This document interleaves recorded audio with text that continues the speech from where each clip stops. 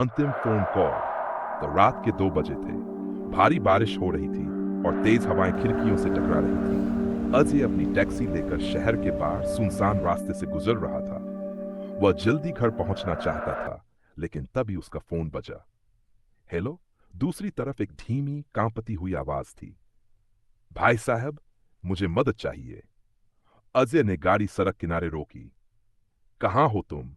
आवाज टूटी फूटी थी। पुराने कब्रिस्तान के पास, बहुत अंधेरा है। कोई है यहाँ? कॉल कट गई। अजय के रोंगटे खड़े हो गए। उसने शीशे से बाहर देखा। कब्रिस्तान पास ही था। आमतौर पर वह कभी इस रास्ते से नहीं जाता, लेकिन न जाने क्यों आज उसका मन उस आवाज की सच्चाई जानने को कर रहा था। वह गाड़ी से उतरा और टॉर्च जलाकर अंदर बढ़ा। चारों ओर घना अंधेरा था। पेड़ों की टहनियां हवा में सरसराने लगी। तभी भाई साहब, वही आवाज। अजय ने टॉर्च घुमाई और देखा एक लड़की सफेद कपड़ों में, गीली और ठिठुरती हुई, जमीन पर बैठी थी। तुम यहाँ क्या कर रही हो? लड़की ने कांपते हुए कहा, मुझे घर जाना है, पर कोई पीछा कर रहा है। अजय ने आसपास देखा, पर कोई नहीं था। उसने धीरे से कहा, डरो मत, आओ, मैं तुम्हें छोड़ देता हूँ। लड़की चुपचाप उठी और टैक्सी में बैठ गई। अजय ने कार स्टार्ट की और रास्ते पर बढ़ा। पर कुछ अजीब था। लड़की की परछाई सड़क की लाइट में नहीं दिख रही थी।